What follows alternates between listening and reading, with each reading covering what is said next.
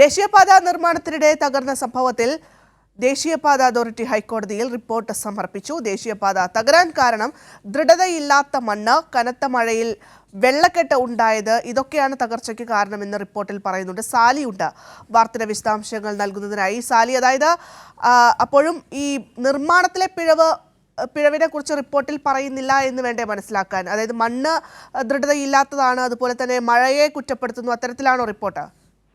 അത് പറയാറായിട്ടില്ല. കാരണം കോടതിയിൽ റിപ്പോർട്ട് കൊടുത്തിട്ടേ ഉള്ളൂ. അത് ഒരു ഓപ്പൺ ഡോക്യുമെന്റ് ആയി വന്നിട്ടില്ല. നമുക്ക് അവിടെ നിന്ന് ലഭിച്ച ഒരു വിവരം മാത്രമാണത്. അതായത് ഇന്ന് കോടതിയിൽ 3 മണിക്ക് കേസ് പരിഗണിക്കുന്നുണ്ട്. അതിന് മുന്നോടിയായി റിപ്പോർട്ട് സമർപ്പിക്കാൻ കോടതി നിർദ്ദേശിച്ചിരുന്നു. അതിന്റെ അടിസ്ഥാനത്തിൽ ദേശീയപാത അതോറിറ്റി റിപ്പോർട്ട് കൊടുത്തു. കോടതി ചോദിച്ചിരുന്നത് പാത തകർന്നത് എങ്ങനെയാണ്, തകർച്ചയ്ക്ക് ആരാണ് ഉത്തരവാദികൾ, എന്താണ് പരിഹാരം, ഈ 3 കാര്യങ്ങൾ വിശദമാക്കുന്ന ഒരു ഇടക്കാല റിപ്പോർട്ടാണ് ചോദിച്ചത്.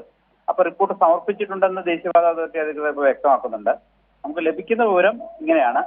ആ മണ്ണ് ഒരു പ്രശ്നമായി. കാരണം ദൃഢതയില്ലാത്ത മണ്ണായിരുന്നു ആ പ്രദേശത്ത് ഉണ്ടായിരുന്നത്. കനത്ത മഴയായിരുന്നു. കനത്ത മഴയിൽ വെള്ളക്കെട്ട് രൂപപ്പെട്ടു. അങ്ങനെ വെള്ളം ഒലിച്ചിറങ്ങി ദൃഢതയില്ലാത്ത മണ്ണിൽ വന്ന് ഇടിഞ്ഞു താഴ്ന്നു എന്നുള്ളതാണ് വിശദീകരിക്കുന്നത്. കരാറുകാരന്റെ വീഴ്ചയെ കുറിച്ച് ഇതിൽ പറയുന്നുണ്ട്. ഇതെല്ലാം അന്വേഷിക്കുന്നു എന്നാണ് റിപ്പോർട്ടിന്റെ കണ്ടന്റ് എന്നാണ് മനസ്സിലാക്കുന്നത്. ഏതായാലും 3 മണിക്ക് കോടതി കേസ് എടുത്തതിന് ശേഷം അതിൽ വാദം നടക്കുമ്പോൾ എന്തൊക്കെയാണ് വിശദമായി ഇതിൽ പറഞ്ഞിരിക്കുന്നത് എന്ന് വ്യക്തമാകും.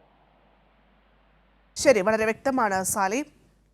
ദേശീയപാത നിർമ്മാണത്തിനിടെ തകർന്ന സംഭവത്തിൽ ദേശീയപാത അതോറിറ്റി ഹൈക്കോടതിയിൽ ഇപ്പോൾ റിപ്പോർട്ട് സമർപ്പിച്ചിരിക്കുകയാണ്. അതിൽ പറയുന്നത് ദൃഢതയില്ലാത്ത മണ്ണ്, കനത്ത മഴയിൽ വെള്ളക്കെട്ട് ഉണ്ടായി തുടങ്ങിയ കാര്യങ്ങളാണ് ഈ തകർച്ചയ്ക്ക് കാരണമെന്നാണ് റിപ്പോർട്ടിൽ പറയുന്നത്.